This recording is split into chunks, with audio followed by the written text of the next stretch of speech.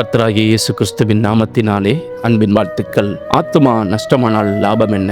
ஒரு குடியானவன் ஒரு புதிய ஊருக்கு சென்றான். அந்த ஊரின் அழகையும் வளத்தையும் கண்டு மயங்கினான். ஆகவே அந்த ஊரில் தனக்கென்று கொஞ்சம் நிலம் வாங்க எண்ணி ஊர் தலைவரிடம் சென்றான். அவர் அவனிடம் 1000 ரூபாயை வாங்கி கொண்டு ஒரு இடத்திற்கு அழைத்துச் சென்றார். அவருடன் சில ஊர் மக்களும் சென்றிருந்தனர். ஊர் தலைவர் அவனை பார்த்து, எங்கள் ஊர் வழக்கப்படி ஒரு நாள் நிலம் தருகிறோம் என்றார். அப்படியென்றால் என்ன என்று வினாவினான் குடியானவன். அதுவா, நீ இப்பொழுது புறப்பட்டு எவ்வளவு தூரம் நிலத்தை சுற்றி வருகிறாயோ அந்த நிலமெல்லாம் உனக்கு சொந்தமாகிவிடும். ஆனால் இருட்டுவதற்கு முன் நீ புறப்பட்ட இடத்தை வந்தடைய வேண்டும். சிறிது தாமதித்தாலும் உனக்கு ஒன்றுமில்லை என்றார். அதிசயமான இந்த முறை அவன் ஆசையை தூண்டிவிட்டது. சரி என்று வேட்டியை வரிந்து கட்டிக்கொண்டு அவன் ஓட ஆரம்பித்தான். ஆகா, ஒரு அழகிய மாந்தோப்பு, இது கிடைத்தால் எவ்வளவு நலம் என்று அதையும் சுற்றி ஓடினான். கொஞ்ச தூரத்தில் ஒரு பூந்தோப்பு, அருகில் பளிங்கு போன்ற நீர் ஓடும் ஆறு, அதையும் சுற்றி வளைத்துக் கொண்டான். துறவு, வயல் என கண்ணில் பட்ட எதையும் விடாமல் சுற்றினான். 1000 ரூபாய்க்கு இவ்வளவு லாபம்! இந்த ஊர்க்காரர்கள் எத்தனை முட்டாள்கள் என எண்ணியபடி ஓடினான். இருட்ட ஆரம்பித்தது.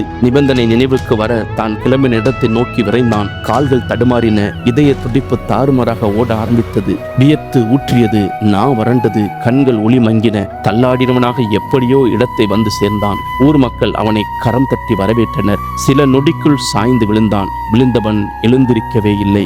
இனி 6 அடி நிலம்தான் தேவை அவனை புதைக்க என்றார் ஊர் தலைவர். அந்த குடியானவன் தான் ஆசைப்பட்ட அனைத்தையும் தனக்கு சொந்தமாக்கினான். ஆனால் தன் உயிரையோ இழந்து விட்டான். நம்மில் அநேகரின் ஓட்டம் இப்படித்தான் இருக்கிறது. எதிர்காலத்திற்காக சேமிப்பு, பிள்ளைகளுக்கான ஓவர் டைம், சம்பாத்தியம், ஞாயிற்றுக்கிழமை கூட கர்த்தரோடு குடும்பத்தோடு செலவழிக்க மனமில்லை. ஜெபிப்பதற்கு வேதம் வாசிக்க நேரம் செலவிடுவதில்லை. அவர்களது ஒரே நோக்கம் சம்பாதிப்பது.